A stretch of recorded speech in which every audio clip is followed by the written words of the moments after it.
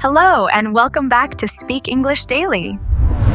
Hi, everyone. We are very happy to see you here today.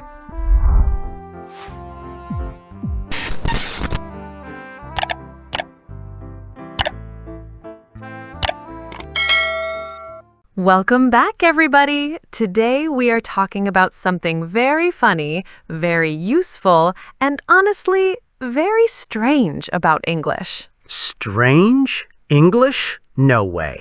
Oh, yes, because today we are going to stop saying one tiny word again and again. The word eat? Yes, English learners use eat for everything. Well, because people eat food. True, but animals do not all eat the same way.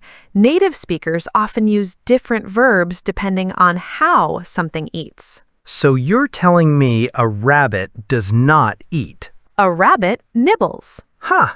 Fancy rabbit.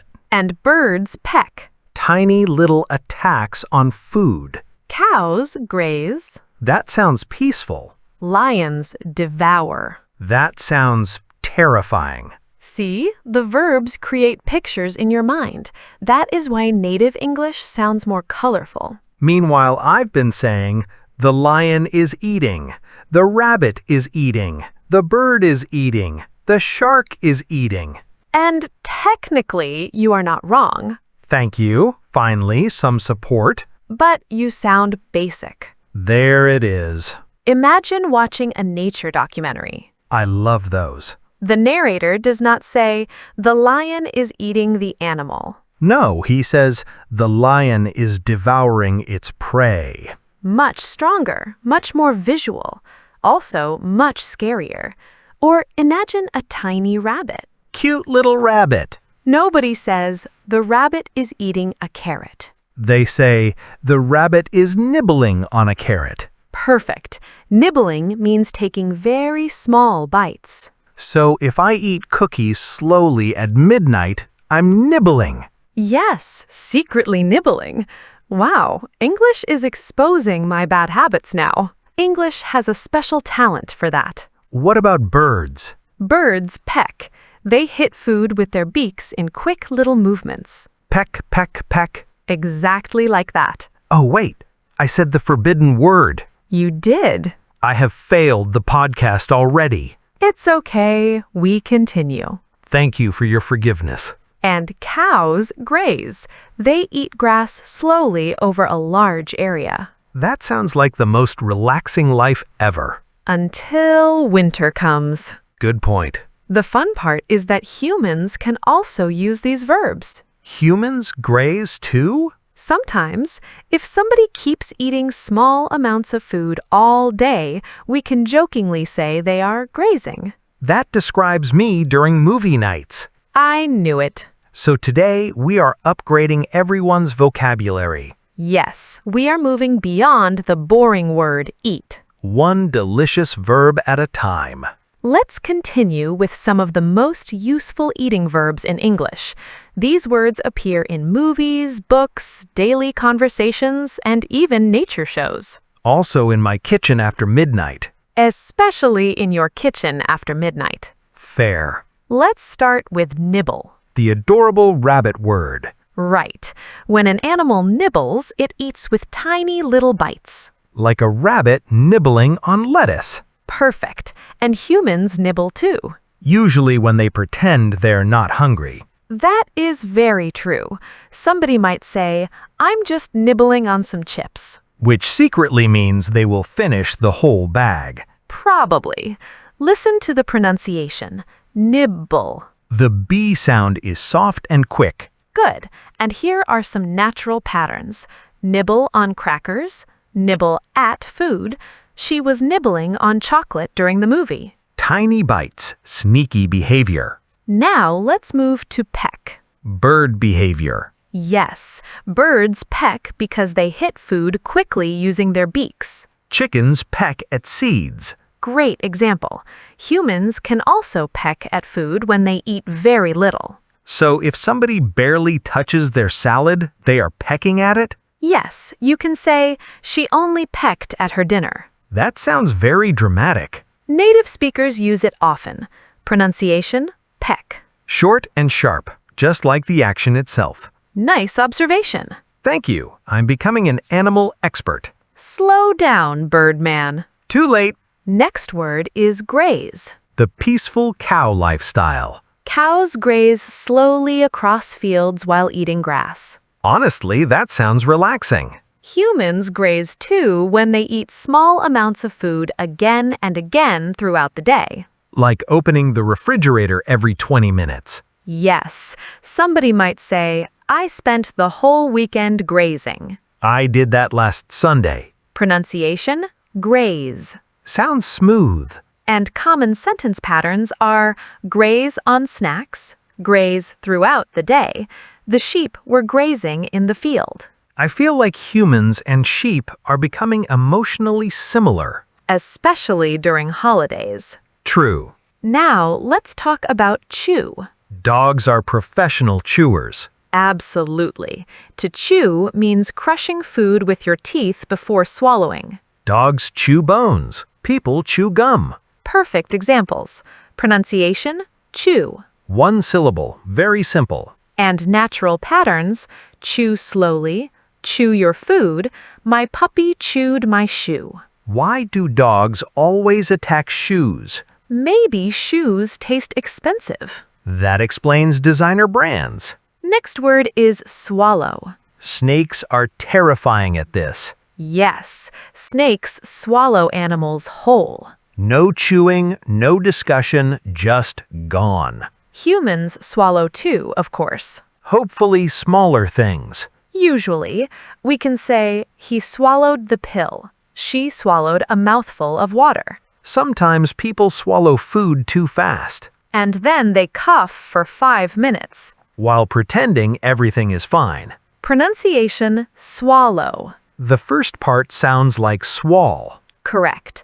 Common patterns, swallow hard, swallow quickly, swallow your food. Also, never try to talk while swallowing. Very wise advice. I learned through suffering. Moving on to devour. The lion word returns. Yes, to devour means eating something aggressively or very quickly. Lions devour meat. And hungry humans devour pizza. Especially after a long day. You can also devour books. Wait, people eat books now? Not literally. It means reading eagerly and quickly. English really enjoys confusing people. It certainly does. Pronunciation, devour. The second part rhymes with power. Nice. Sentence patterns, devour a meal, devour a sandwich. She devoured the entire cake. That sounds dangerous and impressive. Mostly dangerous. Worth it. Next is gnaw. Mouse energy. Yes, rats and mice gnaw on things using repeated biting motions. The mouse is gnawing on the cheese. Perfect. Humans can gnaw too. Like pencils during stressful classes. Exactly. Somebody might say, I was gnawing on my pencil during the exam. Nervous student behavior. Pronunciation, gnaw. The G is silent. Right. English loves silent letters. English wakes up every morning and chooses chaos. Very accurate. Thank you. Natural patterns, gnaw on a bone, gnaw at the rope. Something was gnawing at my mind. Oh, that last one is metaphorical. Yes, it means something keeps bothering you mentally. Useful and slightly creepy. Now, let's do sip. Finally, a calm word. Birds sometimes sip nectar from flowers. Tiny, elegant drinking. Humans sip drinks slowly. I sip coffee while pretending to understand life. Most adults do that. Comforting. Pronunciation. Sip. Very easy. Sentence patterns. Sip tea. Sip from a cup. She sat quietly sipping juice. That sounds peaceful. Unlike your coffee panic. Fair point. Next word, lick. Dogs again. Dogs lick water, people, furniture. Sometimes for no reason. Cats lick themselves constantly. Animals are strange. Humans lick ice cream, spoons, or fingers. Especially after eating barbecue sauce. Pronunciation. Lick. Quick ending sound. Sentence patterns. Lick an ice cream cone. The dog licked my hand. He licked chocolate off his fingers. That sentence feels messy. Deliciously messy. Better. Last word for this section, munch. One of my favorites. Munch means eating something in a relaxed, enjoyable way, often something crunchy. So rabbits nibble, but humans munch chips. Great distinction. Thank you. I'm evolving. Sentence examples. We munched popcorn during the movie. The horse was munching carrots. Pronunciation. Munch. Nice, strong chi sound. This episode is making me hungry. That was inevitable. Now I want popcorn, pizza, cookies, chips, and maybe a carrot if I decide to become a rabbit. Speaking of popcorn and pizza, let's move from animals to humans, because people have some very strange eating habits too. Especially when nobody's watching. That is when the true personality appears. The refrigerator knows all our secrets. It really does. Let's start with gobble up. Turkey behavior. Yes, the verb comes from the sound turkeys make. When somebody gobbles up food, they eat very fast. Like kids gobbling up cake at a birthday party. Perfect example. Or me eating fries before anybody asks to share them. Self-protection is important. Thank you for understanding. Native speakers often say, he gobbled up his dinner. The kids gobbled up the cookies. It sounds playful. It usually is. Not very elegant, though. Nobody looks elegant while gobbling food. Very true. Unless it's a fashion show for hungry people. I would watch that. Same. Next phrase, snack on. One of my daily activities.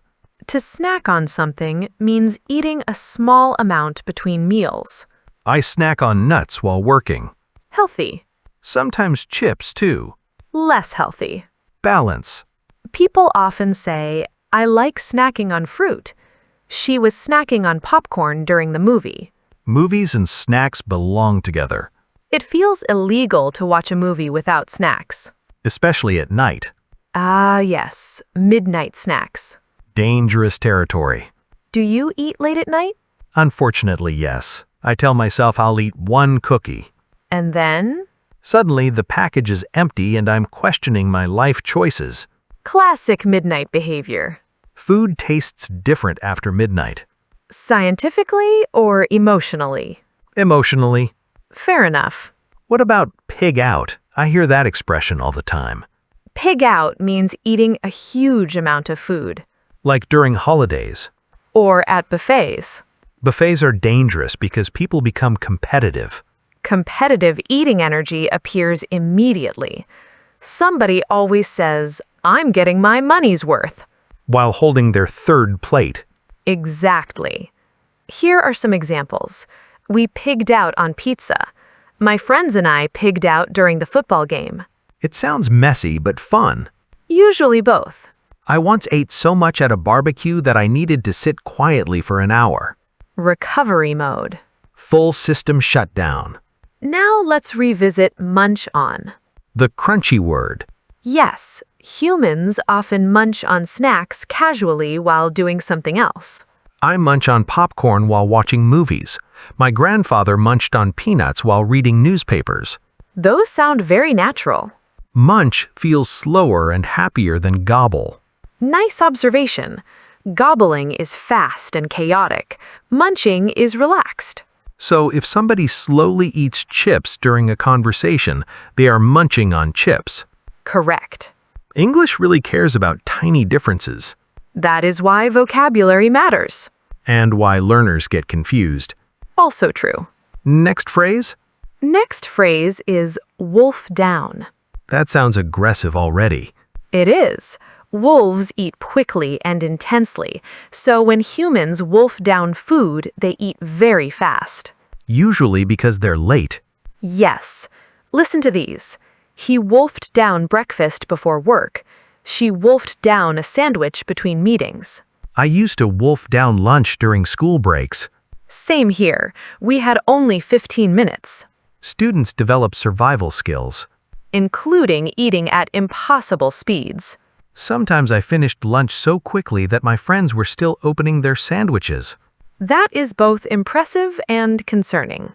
Mostly concerning. Now let's talk about drinks. We already discussed sip. The peaceful coffee word.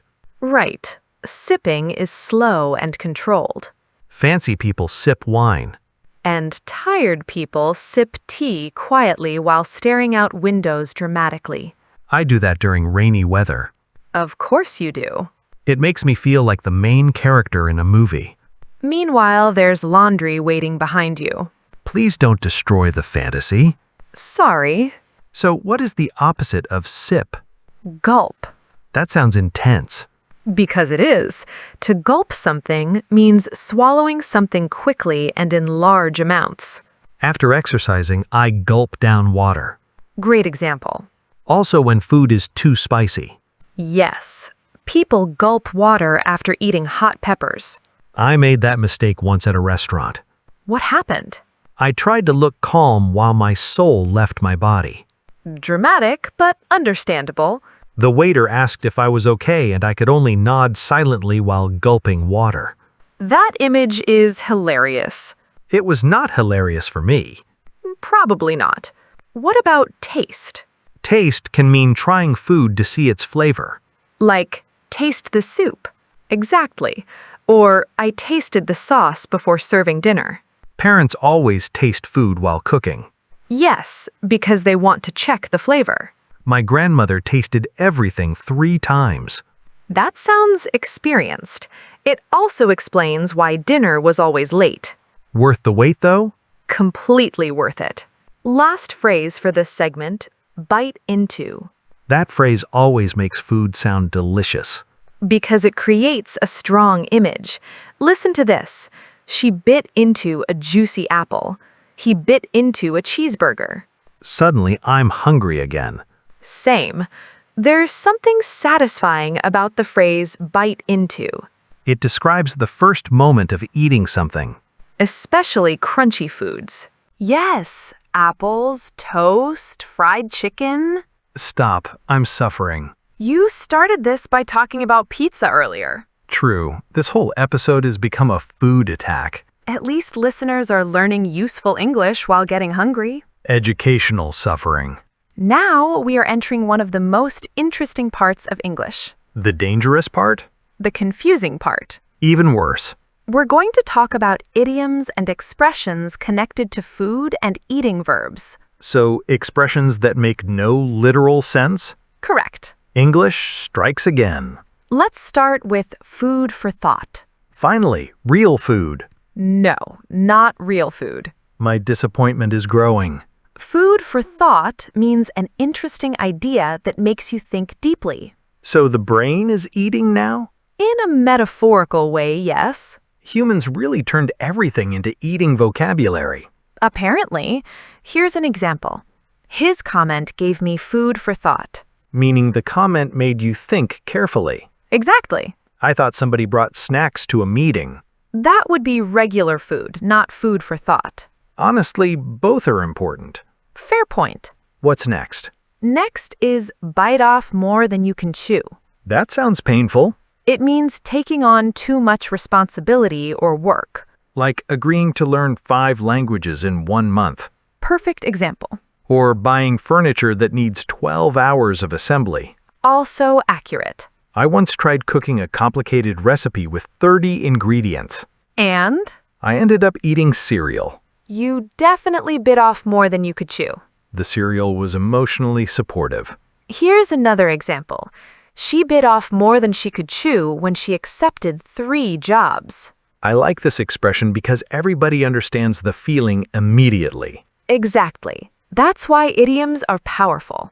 Confusing but powerful. Next expression. Chew on an idea. Wait, are we eating thoughts again? Kind of. Incredible. Chew on an idea means thinking about something carefully. So if somebody says, I need time to chew on that idea, they mean they need time to consider it, Perfect. not literally biting paper. Hopefully not. Good clarification.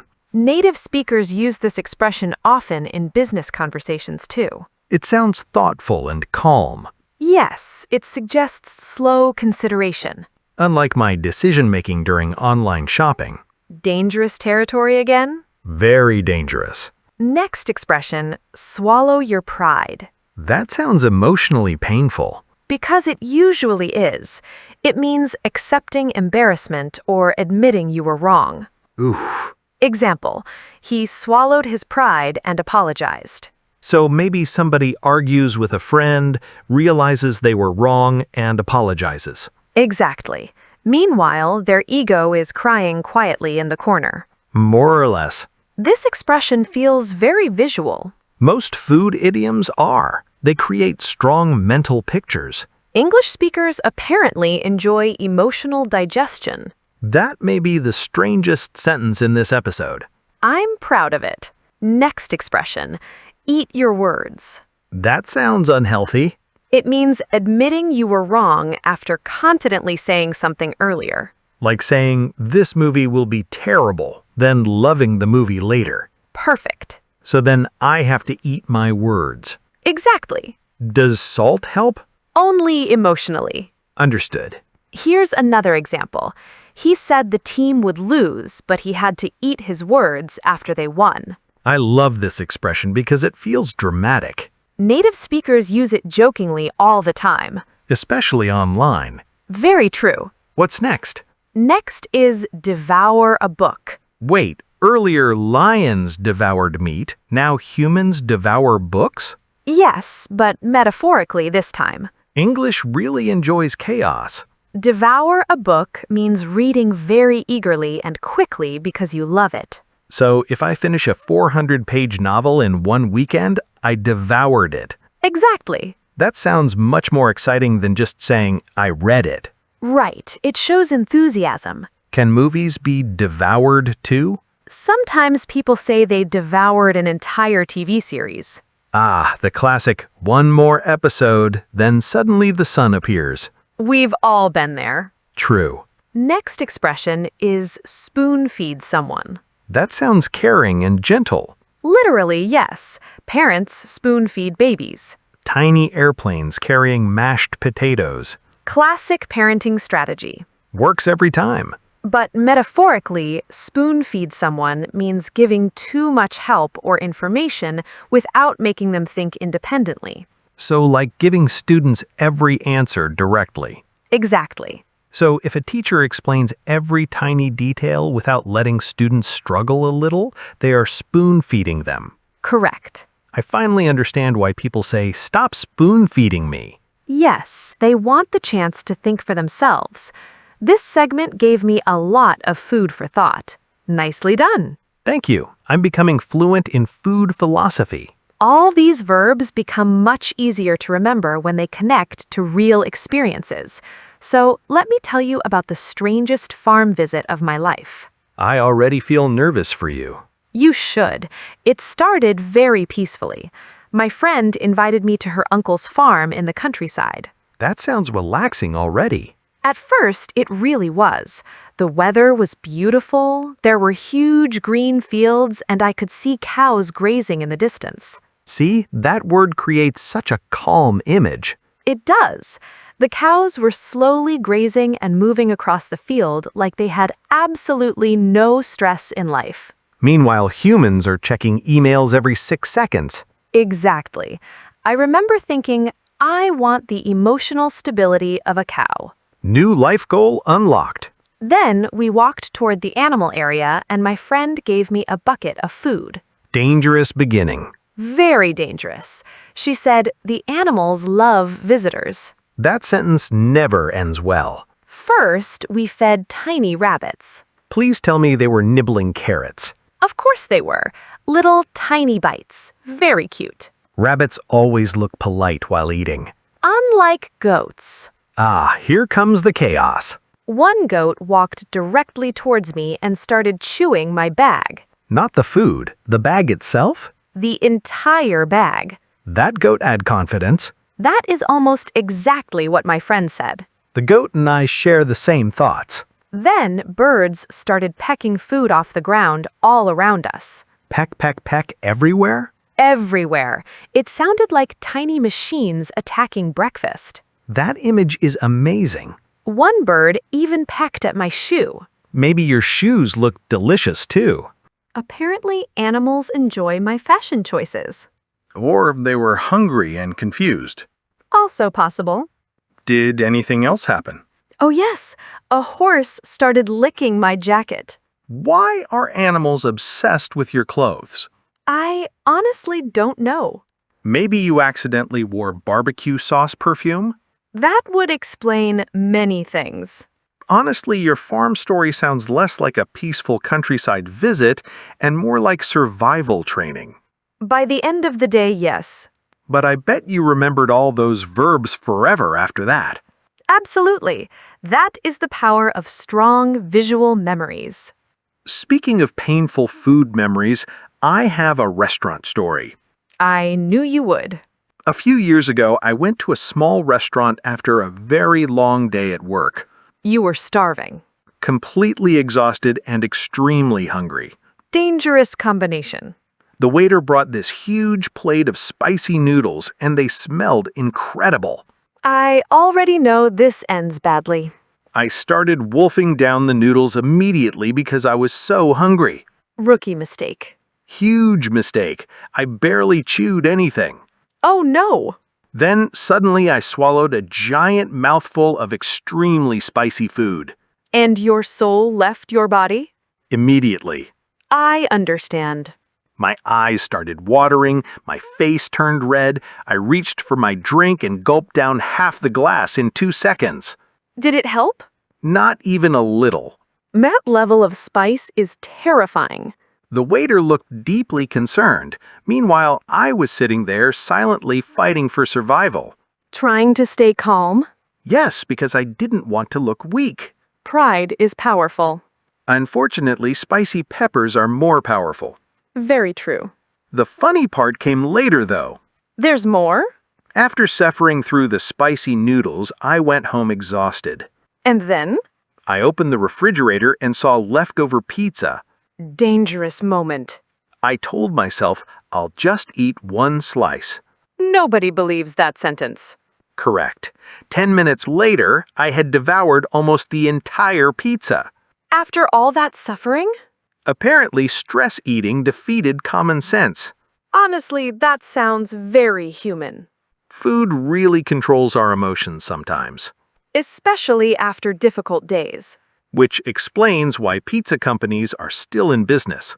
Before we finish today's episode, let's do a quick challenge and review some of the vocabulary we learned. I'm nervous already. You'll survive. Hopefully better than I survived those spicy noodles. Fair point. Okay, first sentence. The lion dash the meat. Devoured. Correct. Because lions do not politely snack on salad. Definitely not. Next one. The bird dash at the bread. Pecked. Nice. Birds peck because they use quick movements with their beaks. Tiny aggressive food attacks. Beautifully explained. Thank you. Next, the rabbit dash on the carrot. Nibbled. Perfect. Tiny bites again. Good memory. Next sentence. After the marathon, he dash down 2 bottles of water. Gulped. Yes, fast drinking. Usually connected with desperation. Often true. Next, she dash on popcorn while watching the movie. Munched. Great. I feel qualified to host a food documentary now. We're getting there. Next, the cows were dash in the field. Grazing. Easy one. Those peaceful cows are unforgettable. Next, he dash his breakfast because he was late for work. Wolfed down. Correct. One of the most relatable expressions today. Sadly, yes. Next, the dog dash the bone for hours. Chewed? That works, but gnawed on is even better here. Ah, because it involves repeated biting. Exactly. I'm learning the tiny differences now. And that is how vocabulary becomes natural. This has actually been really useful because these verbs create strong mental pictures. That's the secret. Vocabulary becomes easier when your brain connects words to images, stories, and emotions. I will never forget your goat chewing your bag, Unfortunately, neither will I. or the birds pecking your shoes. The farm truly humbled me. My favorite word today might be devour. Mine is probably nibble. Very different personalities. Apparently. Devour sounds dramatic and powerful. Nibble sounds cute and harmless. That contrast is what makes English interesting. Also slightly chaotic. Always slightly chaotic. If you're listening right now, try using these verbs in daily life instead of repeating eat every time. Yes, small vocabulary upgrades can make your English sound much more natural and expressive. Try creating your own examples too. Maybe describe your breakfast using today's vocabulary. Hopefully nobody is devouring cereal at 7 in the morning. We do not judge here. Good. This is a safe place for hungry English learners. Thanks for spending time with us today, everybody. Keep practicing, keep listening, and try not to let goats chew your bag.